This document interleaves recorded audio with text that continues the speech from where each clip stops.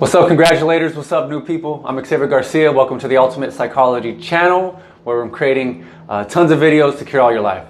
So speaking of curing all your life, one of the biggest components of our lives and the factors that is crucial to our happiness and overall well-being is our family life, right? We're individuals.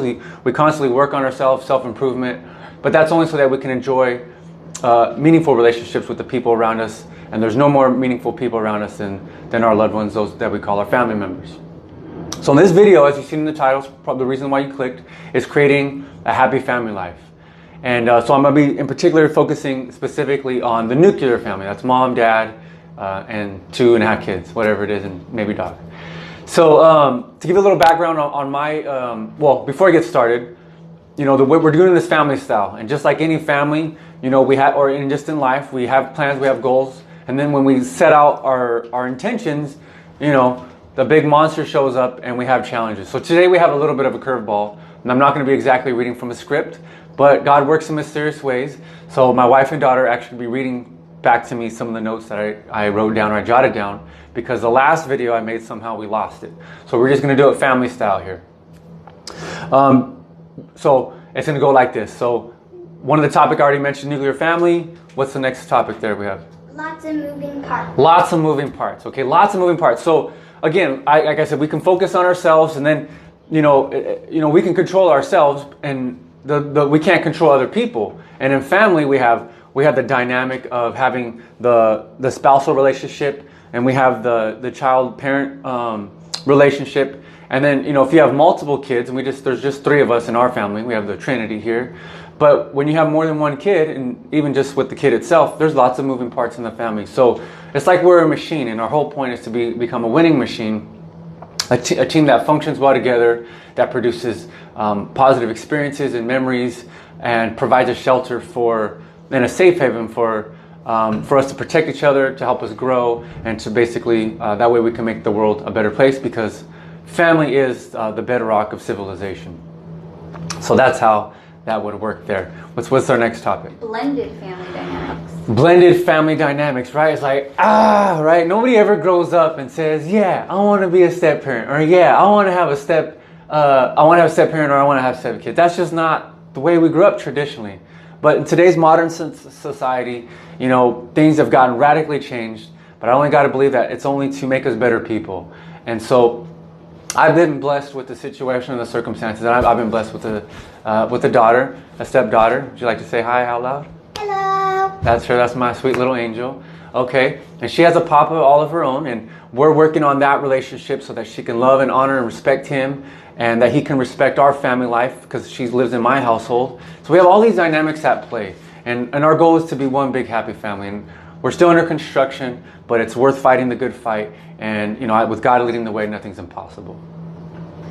Living together, age 34. So, that being said, this is kind of a unique and awesome experience for me, because I did try to save myself so that I could have everything perfect. Well, God had different plans, right? So I've been living, I'm 37 now, and I met my wife when I was 32. We didn't get married until I was 34. So up until the age of 34, as I had been an adult, I have been living single. I've developed habits, my lifestyle, the way I do things, my rules, all these different ways that I do things. And then when you move into somebody, you have to learn them too, right? Before you get married, hopefully you have these talks about how you guys are going to operate as a family, because you need more than love, right? We need skills. We need systems in place to help our lives, to help us to last a lifetime, right? To go on this journey of life together so that we could be running smoothly, right? Happily ever after. So, you throw kids into the mix, whether they're just brought in because it's like a blended family experience where the kids from a previous relationship, or you just have biological children together. These are new dynamics that take shape, that shape up and take place, and it causes for new things to take place. And sometimes we have to make concessions, we have to make compromises, but ultimately we have to be able to mold together through the process of time. I heard one example that this is not a blender experience where we have to learn everything about each other real fast and just get it from the first take. So this is more like a crock pot experience. We allow ourselves to blend and to mature and to grow over time and through time to be our fullest, most mature selves as a family. So that's family maturity and the blended family part. Culture and traditions. So culture and traditions, right? So we have culture and traditions, and we want to be able to establish, especially fathers and mothers as well, of course. You guys are setting the tone for the way the family is going to be run. You get to decide, are we going to be a fun family and the whole house is going to be a mess? Are we going to be a super strict family and the house is super clean, but there's kind of too much boredom in the home and there's not a lot of life? So we have to establish the culture. What kind of things are we going to be celebrating? Are we a car family? Are we a baseball family? What kind of family are we going to be? And we have to establish that culture. And it's important to know that who are we about? What is your brand about? Us, the Golden Garcias, we're the Garcias. What do we represent? And what do we want to promote and for ourselves and to promote to the world to be another better example of what a family can be and look like? So that's establishing a family culture. Traditions, these things kind of come along. We bring these from our own family histories, things that we like to do, say for holidays and birthdays, just how we do things for, any kind of celebration. And when you're a new family, you get to create traditions of your own. You can bring stuff from the past and you can also create new things. As Christina, my wife, and I have gotten together, and we've been living now for 2 years, been married for 2 years, and we're still coming into our own, what our traditions are going to be. What kind of feast are we going to have on Christmas or Easter, if it's going to be the same every year, if it'll be something different every year.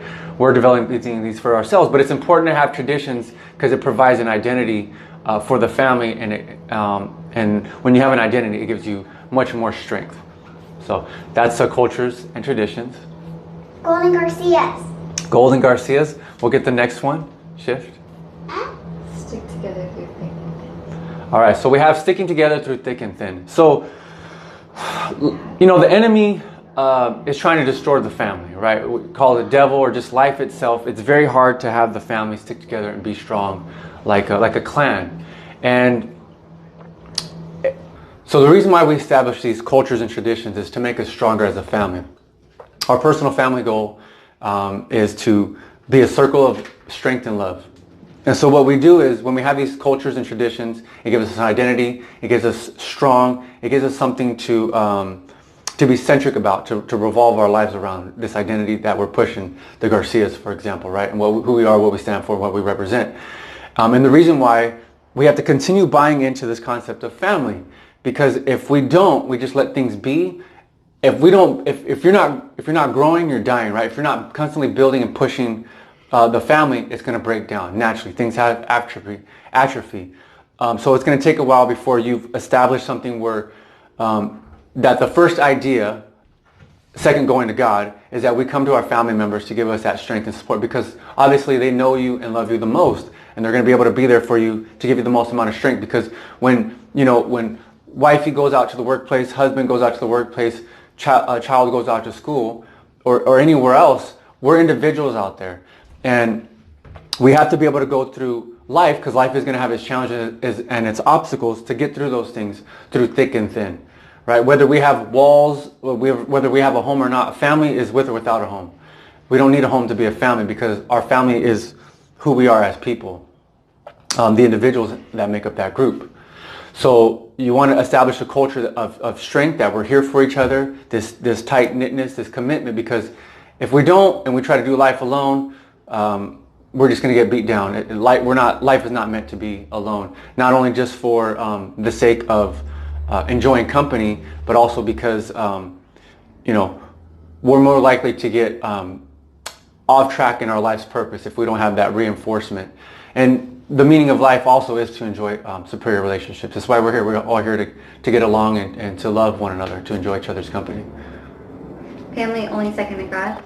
Yeah, and so I touched upon that. So obviously family first, we want to push family, but you never want to lose sight of the higher purpose, that God is our creator, and He's the one who brought us together to enjoy our relationships with one another, and that to not even make family first before God. All for one for all, right? And that goes to going through, being able to get through things thick and thin, that we're here for one another. It's not that you just go out and you do your own thing, I do my own thing. It's like, what are we living together? What are we doing all this for if we're not going to be for each other? We're not all for one and one for all. So I made that commitment. I chose my wife because I knew she had that kind of character and that kind of personhood. And actually, we have a little one who's on board with that same kind of program, so she can also carry these traditions so that she can survive and thrive in the future when she's grown up an adult and living her own life. Training ground, best and worst. Yeah, so the training ground for life is the home, right? It's the family unit, it's the family environment. It's very difficult because our family, we love them the most, so we automatically, in either one way, we treat them the worst because it's like, yeah, they'll give me the grace, they love me, they know I love them. And so we're not our best selves around them. And sometimes, home is a place for expression where we can be our natural selves, where people love us, and we're not, necessarily trying to put on a parade or put on an air, right? Home is not like a fashion show. But at the same time, this is a place where if you're going to treat anybody good, you want to treat your family the best. You want to show them your finest side, your finest self. Sometimes we don't do that. We save that our best selves for our friends, or we save it for our customers, and then our family life is unfulfilling. And then we're not going to get it from making money or doing anything out there with anyone else. Home is where the heart is, and the family unit is something that we have to respect. So we are different. We all are all individuals, and the fact that we are so close, we are going to see the worst of each other, because I come home, whether if I'm having a challenging day, I want to come home and I just want to let off some steam, and then I have someone who's in a totally different mood, and then we're going to have that clash. We're going to have those conflicts. I believe that there's a silver lining to those conflicts because it helps us to, iron sharpens iron, and help us to get to know one another. And we do get a greater level of strength when we work through those things. And so we do want to see some of our problems and our challenges as blessings, but not to necessarily egg them on because if we can master our most intimate relationships, the family with the relationships in our family, then we can handle anything out there. Because out there we have walls with those people, we have titles for them, but inside the home, we're the most exposed, we're the most vulnerable, and if we can have strength here, it's we're going to have a backing when we go out into public. So the topic I'm talking on is training ground. The training ground. So yeah, we're going to see the best and worst of each other. But as we continue to go through this molding experience, this crock pot experience, I like to mention that it's going to be, our family life should be our masterpiece. This is going to be the thing that we're most proud of. It's going to come together we have all these moving different parts like a jigsaw puzzle, but when we all come together, it's a masterpiece, a unique masterpiece like a snowflake. Labor of love. Yeah, a labor of love. So, we're not getting paid financially for taking care of our family members. We do get a return on our investment, hopefully mostly, but it's just the opportunity to give love. It is something you have to do day in and day out every single day, because again, if you're not growing, you're dying. There's atrophy, especially since family life is kind of counterculture. When you look on TV, you watch on social media, they're not advertising or promoting the family, and so it's a labor. It's hard work to be a successful family, to be a successful, happy family. It's going to take as much hard work and dedication as anything else you want to be successful at. Whether it's you want to be successful in business, a millionaire in business, or a superstar athlete, it takes hard work and dedication, and you have to really begin to master the craft of developing the family culture and a family environment that can thrive, be strong, and stick together through thick and thin, like I said and I mentioned earlier. How about united front or keep the marriage alive, fresh and spicy? Yeah, right. So the nucleus, the primary, the central axis point of a family is the husband and wife, and so first comes love, then comes marriage, then comes baby and the baby carriage, right? So the parents have to come together, and you two have to come to decide who you are as a united front, because kids are kids, and they're still figuring out the world, and you can't fall into the trap of where you're being pitted against each other. And so at the end of the night, you two are sleeping together. Your marriage first, it's the marriage, it's the love of the marriage that produces the child, right? So we have to come together and make sure that we're in alignment with one another, and then we bring this message to the child to bring him or her on board, and then we all as a family unit go out and execute our life or the goal that we set for ourselves. So, but the primary thing is obviously everybody knows it'd be an upside down world if the kids were running everything, even though that they have great ideas and they are the future. but they're still in a process of growth. So they're going to be hit and miss a lot of time. They're going to have some genius ideas that nobody could have ever thought of before, but it's for the parents to bring in, at least the default perspective and the tradition to set the tone and the path for how we're going to be going in, week in and week out. Respecting individuals. Respecting individuals, right? So we are unique. So we're not just family. We're not our only. It's not my only identity in life is not just my family, but it's the second biggest component next to my identity in Christ. And so respecting individuality. So even though that we as a family, the nuclear family, we strive to go out there and do things as a family all the time. We could even go as extreme as wearing matching outfits. These are all cool and great things, but at the end of the day, each of us do have lives outside of our family, and we want to respect those differences, those uniqueness, because especially with kids, with the marriage couple, the spouses, hopefully the ideal is to continue growing up together, right? But the kids are going to separate themselves, and so they're going to have a new identity. They're going to start families of their own, God willing. But they're also going to have their own unique interest, whether it's like if they're into mechanics or science or reading, that might not be your own interest. And so we want to respect what the individual has, that God uniquely made them for them to pursue their own happiness. But it's the role of the family is to make sure that you always take care of home first, and then you branch out later after that. But that you want to make sure the home is strong enough and solid enough of a foundation so that they can go out there and pursue their own happiness. So that's the point of respecting the individual and their unique desires and needs that need to be met. That may be different. It could become different things like, what we like to eat for dinner. Well, we all have different tastes, and sometimes we got to put out there, and what we get is what we get. And sometimes we can request things that are unique just for that person. So sometimes, like we said, all for one, one for all. Someday it could be baby day. Whatever she wants, she gets. Whatever mama wants or whatever daddy wants, that's what he or she gets. And then sometimes it's about what's best overall for the whole family. Teamwork makes the dream work. Teamwork makes the dream work, right? So you're doing these working on the culture. You're working on traditions. You're respecting individuality, yes, 100%. But then on the flip side of that coin, and it's still a coin, so it's still something good and useful, is that we all have to pitch in. Everyone has a part to making this family successful. That you're only strong as your weakest link, and so we have to build everyone up. That everyone pitches up, whether it be like household chores and hobbies, or whether that means bringing in a positive attitude.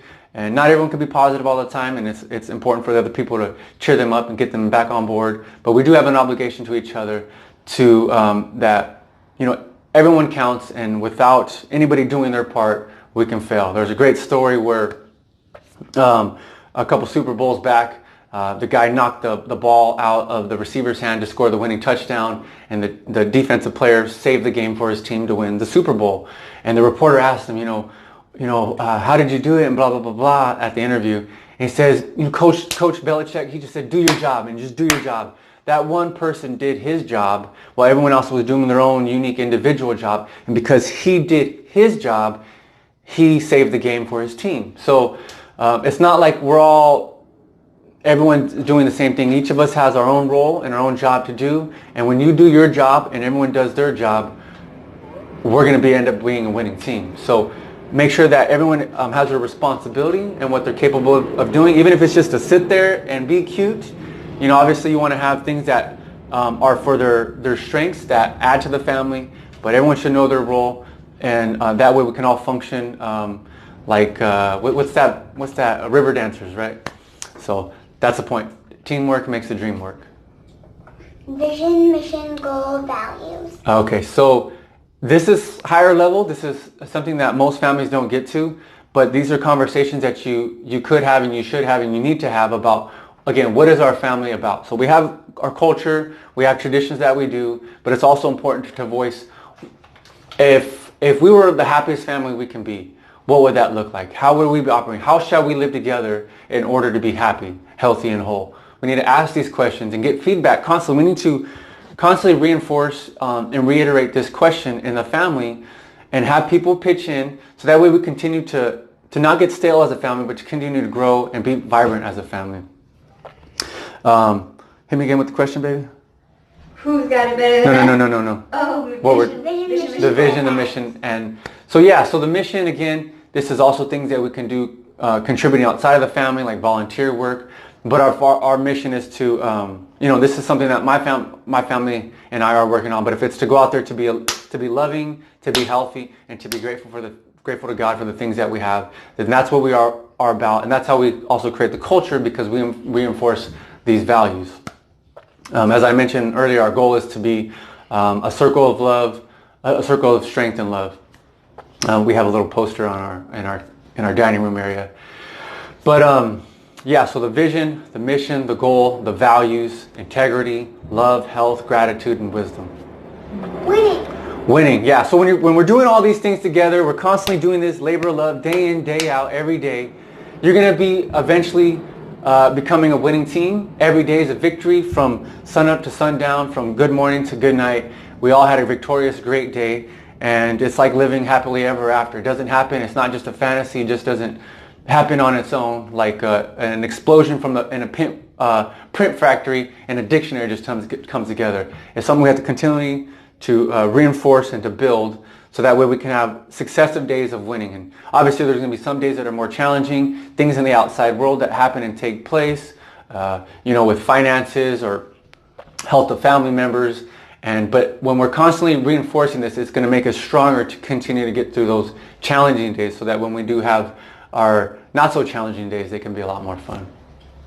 Who got it better than us? Who's got it better than us? Nobody. Right, nobody, right? So my favorite question that I use as a rallying cry for our family, when we out go on a road trip or when we're starting our staycation, we're starting our staycation, our 2019 summer vacation, and at the start of it, we have to realize that we are a unique family. Every family out there is unique. You guys have your own way of doing things, and in one way or another, nobody's better than you, right?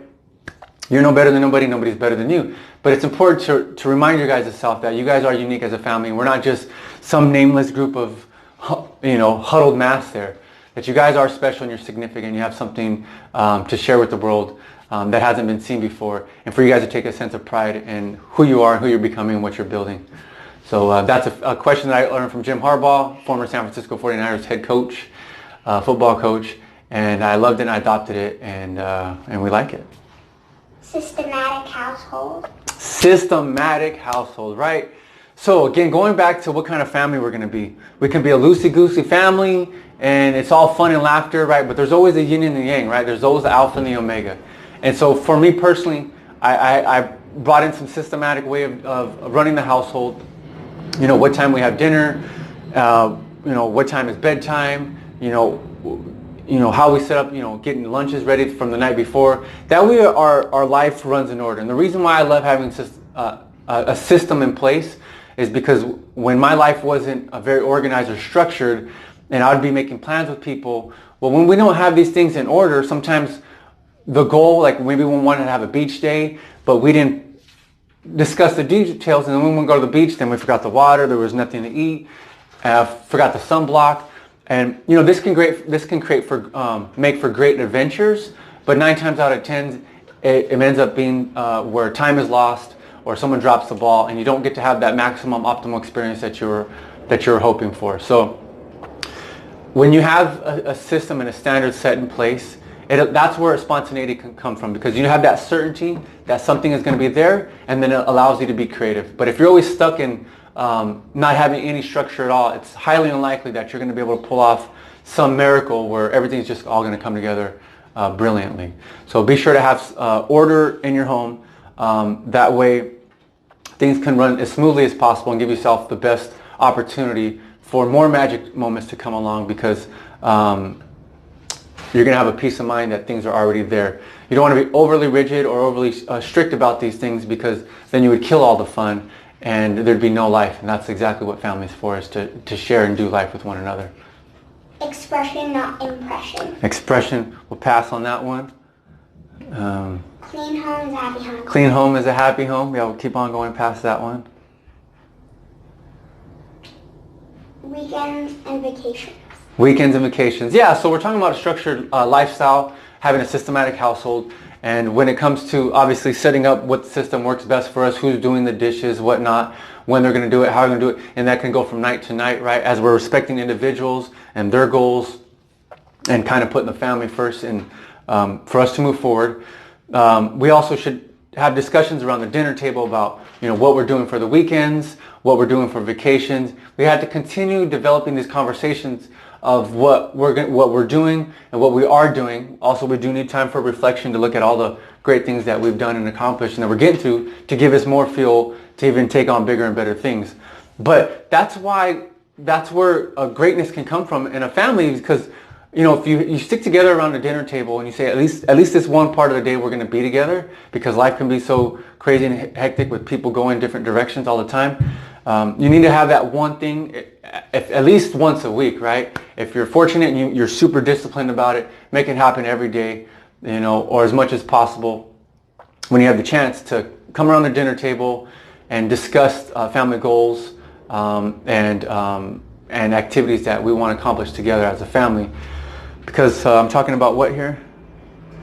Weekends and vacations. Weekends and vacations, yeah. So this is where the conversation happens, and we get to know people's ideas and their desires, and this is the best breeding ground for us to serve and meet each other's needs. So, and they're the best conversation topics because we get to know each other's needs. But what I wanted to mention is that successful people always talk about what they're going to do. They talk about their goals, and when you're achieving goals, that brings upon happiness. You want to have a happy family. You need to have goals together. You need to be doing things where you can bond and make that connection. So it's important to discuss what your vacations, your weekends are going to look like, birthdays. Because I'm going to slow down here just for a moment. Actually, I'm going to pause it just for a second. All right, so I love this. This is organic, right? I lost my train of thought. I didn't even know where I was going to go with that.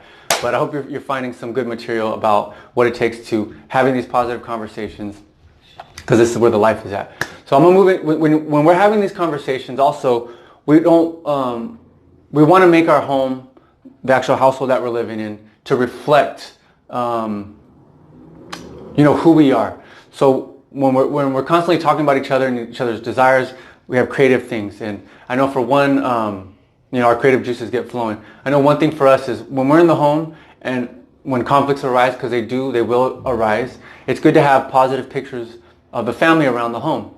That way we can remember each other, that we've had good times before. We need those visuals to stimulate us and to flood us with those good emotions. I know for us in our living room we have our We Love Us wall, and we have a great big family portrait up on top. On the bottom, I would show it, but for the sake of time, we got to get back to our family staycation.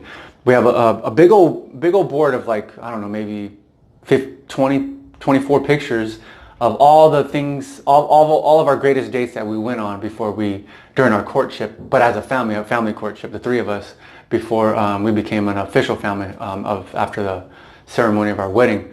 So those things like that reiterate who we are, where we come from, and what we can do. So that's our We Love Us All, our We Love Us wall, and it was aptly named and titled by my father-in-law. He kind of chuckled, "What is this, I Love You wall?" And I was like, "Oh no, it's our We Love Us wall." But another great idea that you can use, and since you're a unique family, you guys have your own way of doing things. And I'm just giving you these two quick examples because this is what we came up with. And of course, you can copy them because that's what successful people do.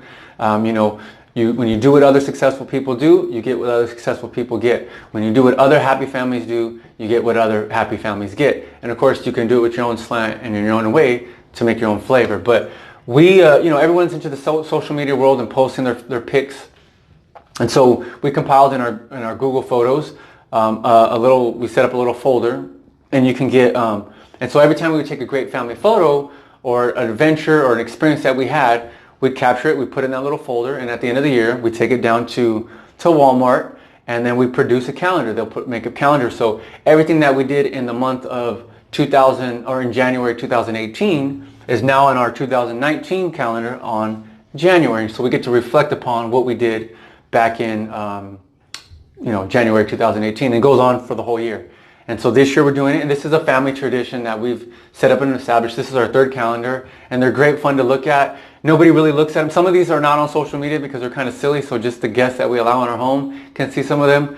But it's also another great way to fortify the family environment, the family experience, and the strength that comes from it. So I hope these great ideas have served you and are going to help you to create your own happy family life. Thank you for watching. This is Xavier Garcia. Who's got it better than us? Nobody! All right, I'll see you on the next video. Until then, love with freedom. Thank you for watching.